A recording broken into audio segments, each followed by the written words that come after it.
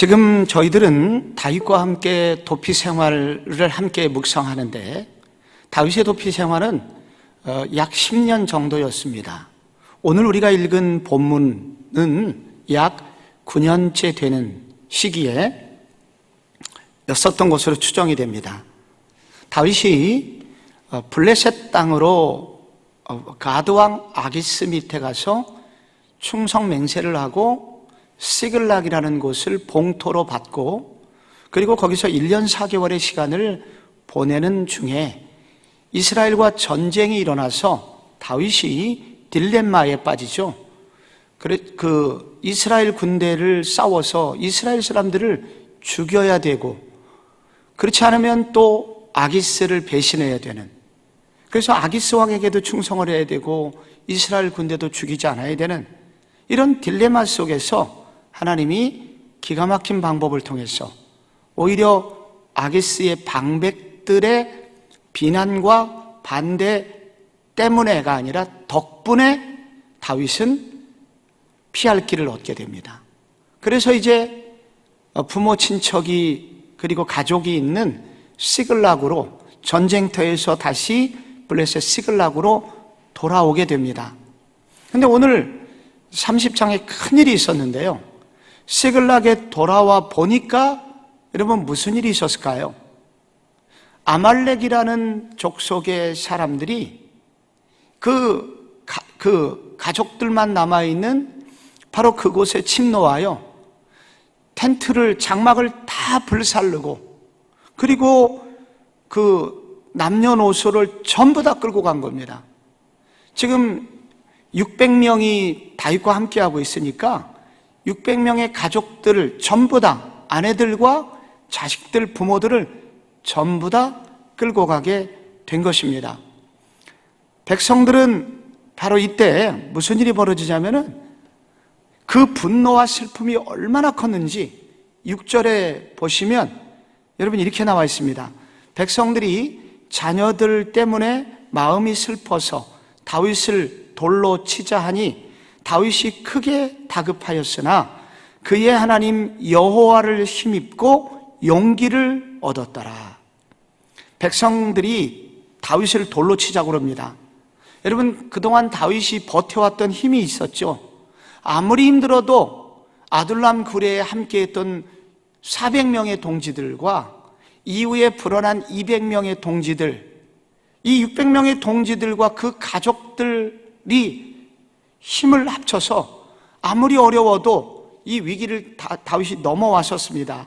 그러나 이번에 자기의 가족들이 전부 다 끌려간 그 사건 때문에 마음이 너무 슬퍼서 자기들도 주체할 수 없는 그런 감정으로 다윗을 죽여야 된다.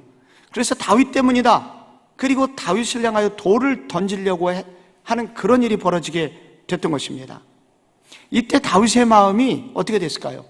동지들이 한순간 적으로 돌변하여 다윗을 공격하려고 했던 그 순간에 다윗은 이루 말할 수 없는 충격을 받게 됩니다. 아무리 슬퍼도 어떻게 지도자 다윗에게 이렇게 무례할 수가 있을까요? 아무리 슬퍼도 어떻게 지도자 다윗을 죽이자고 말할 수 있을까요? 그래서 다윗은 그의 지나간 10년 가까이 세월 동안에 최대의 위기를 맞습니다. 여기서 다윗은 끝날 수 있는 위기였던 것입니다. 그래서 여러분 그 6절 부분에 그 다윗이 크게 다급하였으나 라고 나옵니다. 다윗이 크게 다급하였으나 그의 하나님 여호와를 힘입고 용기를 얻었더라 나왔는데, 여기 크게 다급하였으나 이번에 한글 개역 이전 성경에는 어떻게 번역이 됐었냐면 군급하였으나, 이게 군급이라는 단어가 이게 우리말 굉장히 중요한 단어입니다. 이 다급, 크게 다급하다는 것을 이전 성경에는 군급하였다. 이 군급이라는 단어는 히브리어로 야차르 이렇게 쓰는데요, 이거는 갑갑하고 비좁고 매우 곤란한 중에 있는 그런 단어입니다. 이 한글 사전에도 군급이라고 하는 이 사전적 정의가 일이 펴지지 않고 막혀서 꽉 막혀가지고 답답하게 된 거예요. 속이 음식을 먹었을 때 꽉 막혀가지고 움직여지지 않을 때 어떻게 됩니까, 여러분? 이게 갑자기 급체를 하게 되면 사람이 죽게 됩니다. 창세기 32장에 야곱이 그 형 에서가 앞에 있고 저 뒤에는 그 고향 돌아올 수 없는 외삼촌 집이 있었잖아요. 그 사이에서 이 야곱이 마음이 심히 답답하였다 할 때에 그런 심정입니다. 다급해지고 어쩔 줄 모르는 시간이에요. 이때 다윗의 심정은 너무 초라하고 너무 비참합니다. 그런데 이전에 비참하고 초라한 거하고는 달라요. 이전에는 그냥 창피한 것이었지만은 지금은 지도자로서 무능하고 누구 앞에서도 위신이 서지 않고 아랫사람들이 돌을 던져갖고 치려고 하는, 백성들에게 다 외면을 당하는, 자존감이 완전히 무너져 내리는 그런 상황이 됩니다. 그래서 이때가 다윗의 최대 위기가 되는 것입니다. 여러분, 우리를 가장 비참하게 만드는 것은 외부의 공격이 아닙니다. 우리 내부에서 우리를 어렵게 하는 사람들이 있을 때입니다. 가장 사랑하던 사람들이 등을 던지고 비수를 꽂을 때. 근데 지금 밖으로도 온전치 않아요.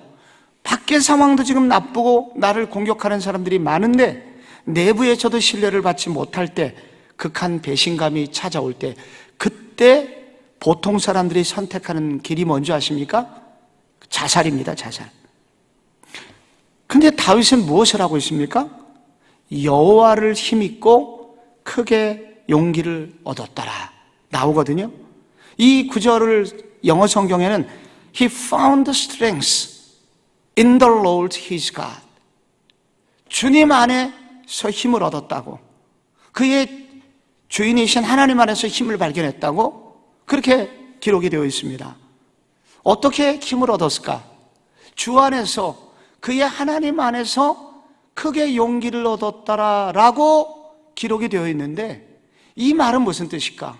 하나님 안에 있었다는 게 무슨 뜻일까? 그는 아마도 잠깐 급하게 홀로 있음의 시간을 가졌다는 것입니다. 그리고 거기서 전능하신 하나님을 향하여 부르짖고 기도하고, 그리고 다시 주님, 저는 외톨이입니다. 저는 지독한 외로움 속에 있습니다. 저는 고아와 같습니다. 다 부모 없는 고아처럼 저는 아무도 돌아볼 사람이 없습니다. 라고 하나님께 간구하는 가운데 주님께서 어떤 위로를 주신 것입니다. 그리고 다시 일어날 힘을 주신 것입니다. 그리고 어떤 생각을 주신 것입니다. 그리고 나서 한 일이 있습니다. 7절과 8절에 보면은 제사장 아비아달을 부릅니다. 아니, 아비아달을 찾아갑니다. 그리고 아비아달에게 말하기를 에봇을 좀 가져오십시오. 에봇은 제사장이 입는 일종 조끼와 같은 옷입니다. 이 속에는 돌 2개가 주머니에 들어있습니다. 흰 돌과 검은 돌. 이거를 우림과 둠밈이라고 하는데, 하나님께서 때때로 이스라엘, 구약 이스라엘 백성들에게 제사장들을 통하여 하나님의 뜻을 선택적으로 물을 때 우림과 둠밈, 흰돌과 검은돌을 꺼내는 방식으로 하나님의 뜻을 묻습니다. 하나님, 우리가 지금이라도 쫓아가면 우리가 추격할 수 있을까요? 그래, 네가 할 수 있다 라고 그 주님께 묻고 응답을 받고 추격조를 편성합니다. 일부만 남기고 600명 거의 전원이 추격조로 이제 급하게 떠나게 되는데, 그러다가 부솔 시내라는 곳 앞에 이르러서 한 200명 정도가 지치어서 지금 전쟁터에서 들어와서 몸이 매우 약해가지고 낙오병이 생깁니다. 그래서 400명만 떠나게 됩니다. 이때 여러분, 이 부솔 시내를 머릿속에 기억을 해놔야 오늘 성경이 이해가 갑니다. 그리고 나서 이제 11절에서 15절쯤 가던 중에 애굽 노예, 죽어가는 애굽 사람 하나를 만나게 됩니다. 사흘 동안 물도 마시지 못하고 아무것도 먹지 못해서 죽어가고 병들어 죽어가는 그에게 물을 주고 음식을 주고 그리고 그를 회복시킵니다. 그가 죽음에서 일어나게 되자 알아보니까 그는 바로 아말렉의 한 그 군인의 그 노예였었는데, 이 사람이 쓸모없게 되자 버리고 아말렉 사람들이 떠나게 된 거예요. 그래서 바로 이 사람이 아말렉 군대에게로 인도해 주게 됩니다. 그러니까 매우 쓸모없는 노예가 가장 유능한 안내자가 된 겁니다. 광야의 길잡이가 된 것이죠. 다윗이 지금 가던 중에 이유 없이 베푼 선행이 결국 모든 문제의 실마리를 제공해 준 셈입니다. 실마리가 이웃사랑에서 나온다는 거예요. 크게 다급했을 때 놀랍게 이유 없이 베푼 선행이 여러분 그 다윗의 공동체를 살려줍니다. 이 굉장히 중요한 포인트를 성경 오늘에게 도전합니다. 16절에서 20절에 가보니까 아말렉 군대들이 축제가 벌어졌어요. 술판이 벌어졌어요. 얼마나 좋겠어요. 그 사내들, 남자들 없는 그 속에 그 남녀노소 전부 다 빼앗고 엄청난 전리품과 노예를 거느리게 되었으니 이 기쁨의 축제를 막 아말렉 군인들이 벌이고 있을 때 밤의 기습작전을 통해서 다윗의 군대가 다 쳐부수고 한 사람 예외 없이 모든 가족들을 구출하고, 그리고 다윗이 빼앗겼던 것을 찾아올 뿐만 아니라 아말렉이 그동안 사방에서 빼앗아 건들가지 어마어마한 전리품을 도로 찾아서 돌아오게 됩니다. 이때 20절에 다윗이 또 양떼와 소떼를 다 되찾았더니 무리가 그 가축들을 앞에 몰고 가며 이르되 이는 다윗의 전리품이다 하고 고백을 하게 됩니다. 다윗의 전리품이로다, 무슨 말이에요? 다윗 때문에, 다윗의 열심으로 오늘 우리는 이 모든 것을 얻게 됐다 하면서 여기 돌로 치려 했던 군중들이 이 다윗을 다시 지도자로 인정하고, 그래서 다윗을 중심으로 다시 똘똘 뭉치는 일이 벌어지게 됐다는 것입니다. 여러분, 아까 200명 나고병이 있었던 장소가 어디였었죠? 네, 부솔 시내였었죠. 다시 부솔 시내로 오게 된 거예요. 거기서 200명을 만나게 된 거예요. 근데 그때 여러분 성경이 무슨 얘기를 기록하는지 잘 한번 읽어보세요. 22절 아주 우리에게 좀 기억할 만한 말씀인데, 다윗과 함께 갔던 자들 가운데 악한 자와 불량배들이 다 이르되 그들이 함께 가지 아니하였으니 물건을 주지 말고 각자의 처자만 데리고 가라 하는지라. 아니, 지금 무슨 얘기를 하고 있는 거예요? 200명은 우리와 함께 가지 않았지 않냐. 그러니까 처자식은 돌려보내요. 이것도 큰 일인데 우리가 지금 수고하여 얻은 전리품은 줄 수가 없다. 여러분, 누가 지금 이렇게 해요? 악한 자와 불량배들. 그러니까 여러분 이 400명 중에는 악한 자와 불량배들이 섞여 있었던 거죠. 여기 다윗의 속상함이 있었던 것이죠. 그런데 여러분, 이게 지금 무슨 얘기를 하고 있는 거예요? 이 사람들이 주장하는 원칙이 뭐예요? 무노동 무임금 얘기를 하는 거예요. 이들은 일하지 않았지 않냐? 이들이 지금 한 게 뭐냐? 그러면서 그들에게는 아무것도 줄 수가 없다. 내 것을 저들에게 줄 수 없다. 이렇게 버티게 됩니다.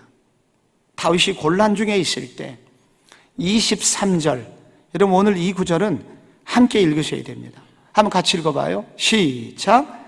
다윗이 이르되 나의 형제들아, 여호와께서 우리를 보호하시고 우리를 치러 온 그 군대를 우리 손에 넘기셨은즉 그가 우리에게 주신 것을 너희가 이같이 못하리라. 그리고 동일하게 분배를 합니다. 그래서 이것이 이스라엘의 율례가 되었다고 말합니다. 여러분, 여기 다윗이 반대하는 무리를 향하여 설득한 핵심 원리가 무엇입니까? 야, 우리도 완전히 거덜난 존재였었다. 우리가 아무것도 없었지 않냐? 그런데 우리가 이겼고 이 찾아오는 모든 과정은 하나님의 은혜였다. 하나님의 은혜로 하나님, 우리의 힘과 능력이 아니라 하나님의 도우심으로 이런 일을 했으니 우리의 것이 아니라 하나님의 선물이다. 여호와께서 이 모든 일을 하셨다. 하나님이 그리고 마지막에 우리 손에 우리를 치러 넘기셨고 우리에게 주신 것을 하나님이 우리에게 주셨다. 이걸 은혜의 원리라고 그러죠. 이 모든 것을 우리에게 넘기신 이 은혜의 원리 가운데 우리가 이것을 얻었으니 우리가 도로 주는 것이 하나님께 보답하는 것이다. 은혜의 원리를 강조하게 됩니다. 또 하나, 우리라는 말이 4번이나 나와요. 우리가. 우리는 공동체다. 이번에는 이 사람들이 아팠지만 다음에는 내가 아플 수 있다. 우리 중에 누군가도 아플 수 있다. 그러니 우리에게 은혜를 주신 하나님의 은혜를 기억하면서 함께하는 공동체가 되어야 된다. 여러분, 여기서 다윗은 복지국가의 근본을 세워가고 있었습니다. 그래서 모든 사람에게 동일한 혜택으로 축제를 벌이면서 하나 되어 돌아오게 됩니다. 어떤 사람들은 여기서 공산주의 개념을 끌어내기도 합니다. 근데 여기 공산주의와 이 다윗이 세운 복지국가 근본 원리하고 분명한 차이가 있습니다. 공산국가는 억지로 뺏어서 유산자들의 것을 뺏어서 무산자들에게 균등 배분하는 것을 공산주의의 기본 원리가 아닙니까? 그리고 가진 자들을 향한 공격을 말하지 않습니까? 그러나 성경적 복지국가는 그것이 아니었습니다. 이 모든 것이 하나님께로부터 온 선물임을 인정하는 사람들을 설득해서 자발적으로 그 일을 나누도록 하는 일이었습니다. 근데 성경은 우리에게 주신 모든 재능과 은사, 이 모든 것들, 부지런함, 이런 것들을 인정한다는 거예요. 성경은 이런 것들, 다른 사람이 가진 것을 인정합니다. 그것 때문에 더 많은 부를 가질 수 있음을 인정합니다. 그런 재능을 통해서 하나님이 더 큰 축복을 어떤 사람에게 주신 것을 인정해요. 이것은 균등하지 않아요. 그런데 이 사람들에게 은혜가 임해가지고 하나님의 은혜임을 깨닫고 자발적으로 그들이 헌신해서 자기 주머니를 내어놓았을 때 그것을 통해서 나눔이 일어나고, 그래서 균등하게 되는 그런 일들이 성경이 추구하는 복지국가 플랜입니다. 이게 사도행전 2장에 성령의 공동체가 이렇게 해서 만들어지질 않습니까? 보통 사람은 안 되는 거예요. 은혜 받는 사람들에 의해서 이것이 가능하게 된 것입니다.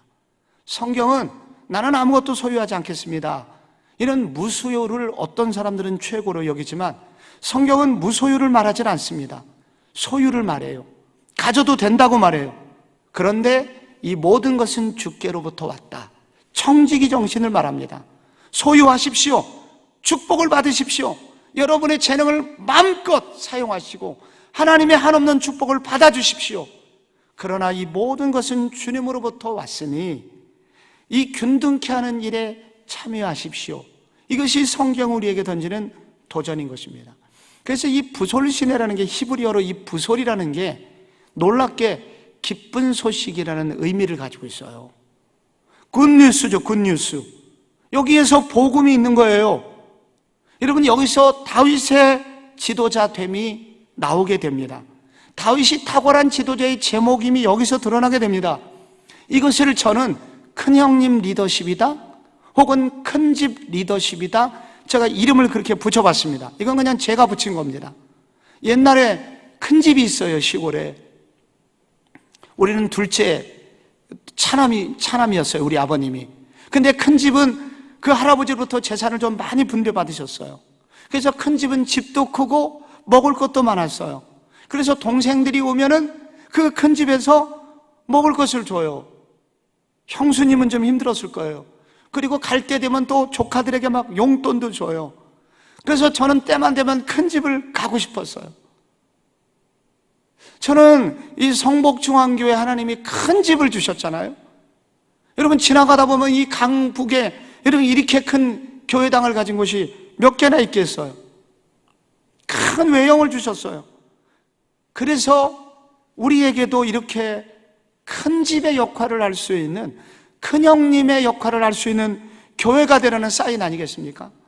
우리가 외적으로만 그렇게 되는 것이 아니라 이렇게 내면적으로도 큰 집의 리더십을 가지고 섬기려고 한다면 하나님이 다윗에게 주셨던 축복을 우리에게도 주시지 않겠습니까? 저는 그래서 요즘 이렇게 기도합니다. 주님, 우리가 좀 큰형님 같은 교회가 되게 해주십시오.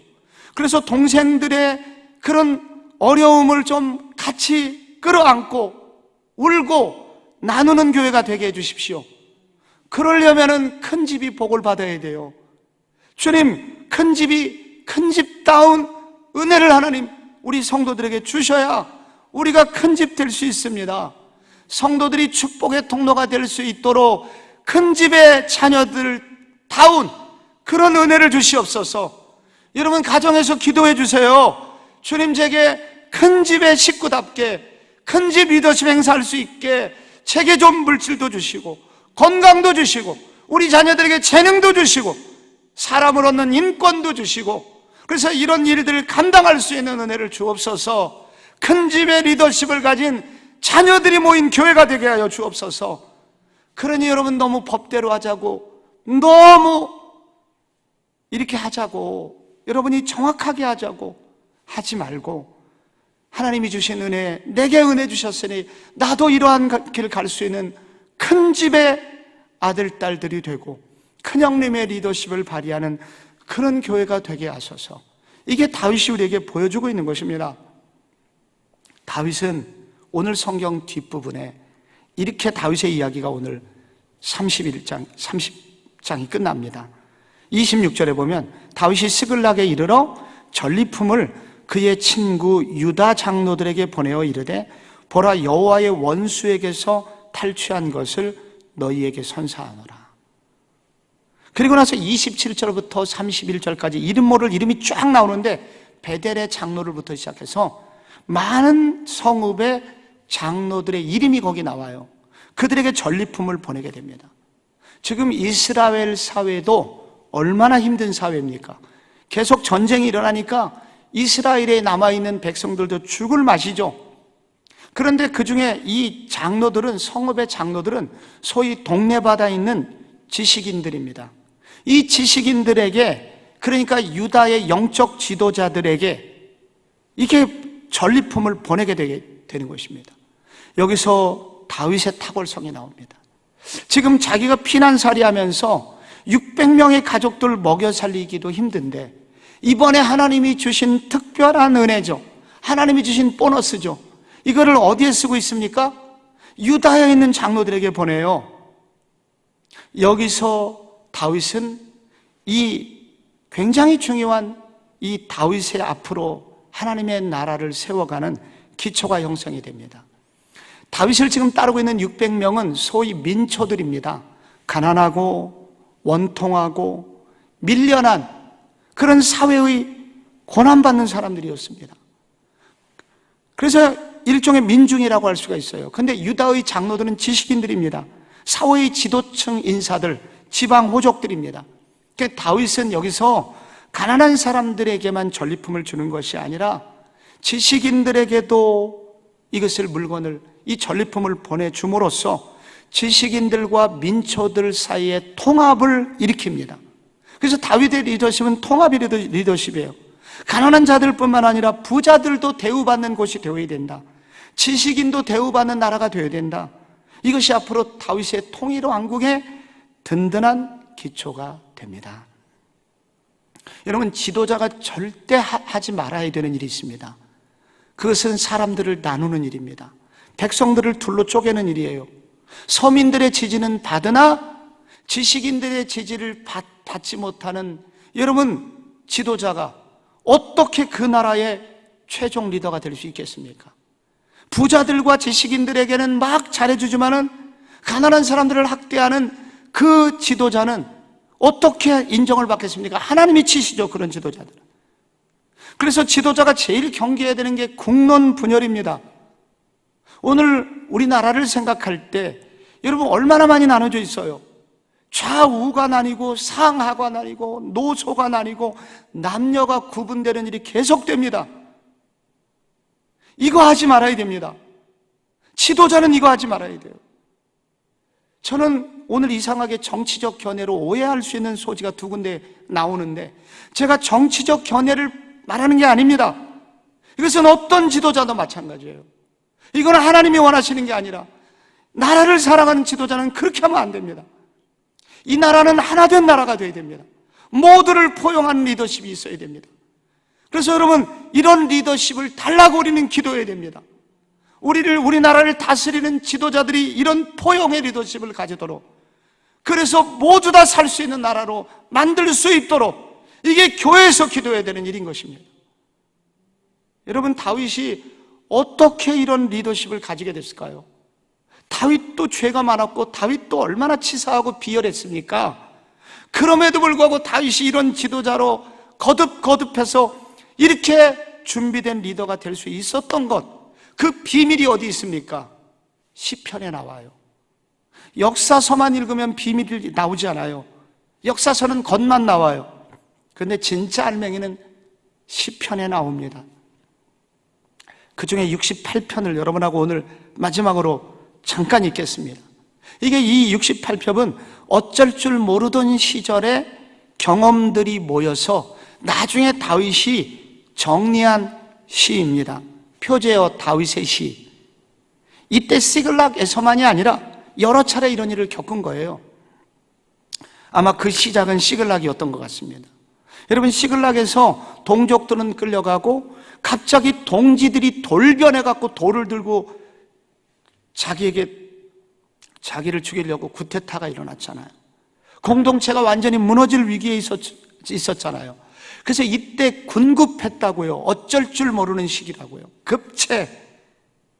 그런데 그때 도와주시는 하나님을 의지하고 은혜로 벗어난 이후에, 그리고 그 이후에도 또 이런 유사한 일을 만나고 경험한 이후에 이 시를 쓰면서, 이렇게 시를 남기면서 우리도 시글락처럼 유사한 사건을 만나는 오늘날 성도들에게, 믿음의 후손들도 이런 일을 만날 때 하나님의 이런 은혜를 경험하시기 바랍니다 하면서 다윗이 우리에게 준 선물 같은 시예요.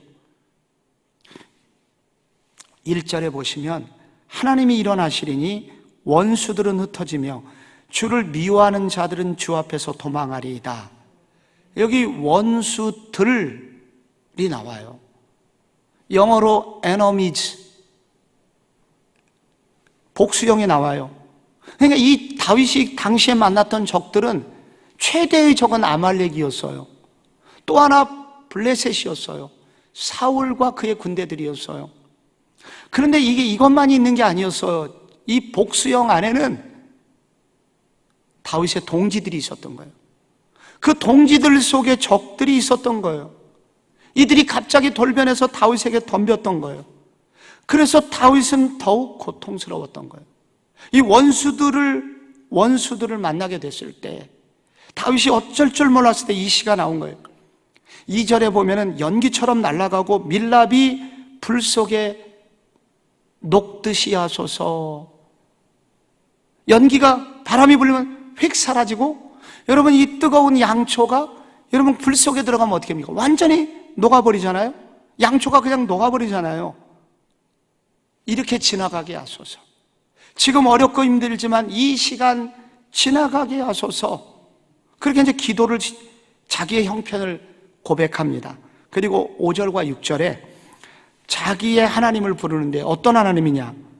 그의 거룩한 처소에 계신 하나님은 고아의 아버지시며 과부의 재판장이시라. 하나님이 고독한 자들은 가족과 함께 살게 하시며 갇힌 자들은 이끌어내사 형통하게 하시느니라. 오직 거역하는 자들의 거처는 메마른 땅이로다. 다윗이 갑자기 뭐가 돼요? 고아가 됩니다. 다윗이 갑자기 과부가 된 느낌이에요. 철저한 외로, 아무도 도와줄 리가 없는 그런 어쩔 줄 모름 속에 던져져 있는 거예요. 근데 바로 그때 누구를 찾아요? 그에게 여전히 아버지가 계심을 알고 억울한 과부의 재판장이신 한 분이 있다고 고백하고 있습니다. 어쩔 줄 모르는 상황, 나는 고아가 아니라 나를 돌보시는 하나님 아버지가 여전히 있다고, 이 억울한 과부의 심정을 알아주는 재판장이신 하나님이 있다고 하나님을 찾고 있습니다. 그리고 7절부터 18절까지 출애굽 시절에 광야를 인도하셨던 하나님 이야기가 나옵니다. 여기에 많은 산들이 나와요. 시내산부터 시작해서 바산, 큰 저 헐몬산까지 수많은 산들이 나와요. 이 스케일이 엄청나게 갑자기 커지는데요. 이 우주적 스케일이 나와요. 그러면서 하나님께서 우리 조상들을 광야에서 그 수많은 산과 들과 먹을 것 없는 광야길에서도 행진하여 결국은 가나안으로 인도하신 하나님을 찬양하게 됩니다. 그러면서 그렇게 우리 조상들을 인도하셨던 하나님을 노래하는 그 핵심은 뭐냐면, 이렇게 곤란 중에 있었던 출애굽 당시의 광야 백성들을 정확히 인도하신 그 하나님이 지금 나의 하나님이 되심을 고백하고 있는 것입니다. 그 하나님은 역사에 있는 하나님이 아니라 아브라함의 하나님, 이삭의 하나님, 모세의 하나님이 나의 하나님이십니다 라고 하나님을 바라보고 찬양하는 것입니다. 그러면서 시인이 매우 큰 두 가지 권면을 하면서 그의 시를 마칩니다. 오늘 68편의 시인은 이런 하나님이 우리에게 계시니 고아의 아버지, 과부의 재판장이시고 우주적 스케일로 지금도 우리를 다스리시는 그 정확하신 하나님을 우리가 소유했으니 그러므로 성도 여러분 이렇게 하십시오라고 강한 권면을 두 가지를 해요. 첫째 권면 19절 한번 같이 읽어봅니다. 시작. 날마다 우리 짐을 지시는 주 곧 우리의 구원이신 하나님을 찬송할지로다. 여기 지금 뭐라고 하고 있어요? 여러분이 짊어지고 있는 그 무거운 인생의 짐들, 여러분 이러지도 못하고 저러지도 못하고 사방에서 여러분을 비난하고 그러면서도 이 자리는 지켜야 되고 지도자로서 죽을 수도 없고, 여러분 이러한 여러분의 무거운 짐이 있습니까? 여러분의 이 인생의 무거운 짐을 짊어져 주시는 분이 계십니다. 내 짐을 다 아시고 날마다 우리에게 힘을 주시는 분이 계십니다. 내 대신 짐을 져주시는 분이 계십니다. 그 주님께 맡기십시오. 여러분, 사도 베드로가 복음을 전하다가 이제 교회가 핍박을 당해가지고 다 흩어지게 되는데, 터키라는 나라는 우리나라 한반도의 8배 정도가 엄청나게 큰 나라인데 그 북쪽으로 특별히 믿음의 사람들이 전부 다 흩어지게 됩니다. 어디로 갔는지 잘 몰라요. 베드로가 흩어진 백성들을 보면서 그들에게 편지를 보냅니다. 그래서 쓰여진 서신이 베드로 전후서인데요, 이때 이 베드로 사도가 흩어진 무리들을 향하여 그 속에서 어렵게 믿음을 지키고 있는 그들에게 베드로전서 끝 무렵에 이렇게 권면을 하죠. 5장 7절에 너희 염려를 다 주께 맡기라. 이는 그가 너희를 돌보심이라. 여러분의 무거운 짐이 있습니까? 천지를 창조하신 하나님이 우리에게 오셨는데 그분이 예수님입니다. 그런 예수님을 생각하십시오. 우리를 위해서 십자가까지 지셨지 않습니까? 그 주님께 무거운 짐을 여러분 다 맡기십시오.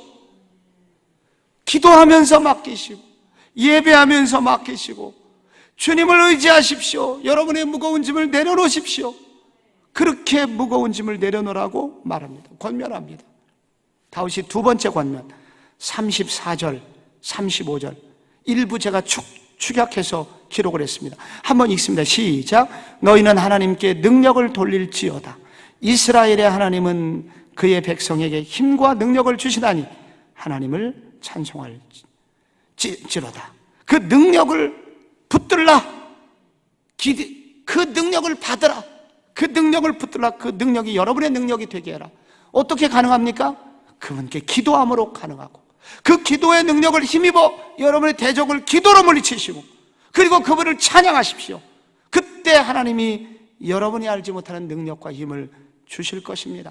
그래서 베드로 사도도 5장 7절 다음에 바로 8절에 근신하라 깨어라 너희 대적 마귀가 우는 사자 같이 두루다니며 삼킬 차를 찾나니 너희는 마음을 같이하여 그를 대적하라. 여러분에게 주신 하나님의 능력은 너무 큽니다. 하나님을 바라보고 그 능력을 사용하십시오 라고 도전하고 있습니다. 성도 여러분, 저는 오늘 이 말씀을 기초하여 여러분에게 화면 바꾸지 마세요. 제가 먼저 기도 제목을 여러분에게 먼저 나누겠습니다. 군급하여 어쩔 줄 모르는 상황 속에서도 지나가게 하시고 아버지가 되셔서 인도하시는 하나님을 더욱 의지하는 인생이 되게 하소서. 모든 무거운 짐을 대신 져주시는 예수님께 무거운 짐을 맡기게 하시고 걱정되면 기도하고 근심되면 찬송하게 하소서. 그리고 저는 우리가 개인적으로 은혜 받는 걸 넘어서 우리 교회 성도들에게 더 큰 집 리더십, 큰 형님 리더십을 주옵소서. 강북의 교회들과 함께 성장하는 교회가 되고 이웃의 아픔을 돌아보는 교회가 되고 실망한 다음 세대, 청년 세대를 일으키는 교회가 되고 다음 세대를 키우되 그들이 시대를 섬기는 리더들이 되는 인재를 키우는 그런 교회로 쓰임받게 하여 주옵소서. 여러분 기도해 주시고, 여러분 대통령과 정치인들에게 다윗의 리더십을 주셔서 우리가 지금 비판하면 안 되고 분열된 이민족을 통합할 수 있는 그런 대통령이 되게 하소서. 그런 지도자들, 정치인들이 되게 하소서. 제발 언론이 이렇게 대통령과 우리 사이를 갈라놓는 역할이 아니라 우리를 하나로 만드는 이런 역할에 앞장서게 하소서. 우리 모든 분들이 이렇게 서로를 격려하는 하나 되는 나라가 되게 하소서. 이 아침 여러분의 기도도 이렇게 되기를 바랍니다.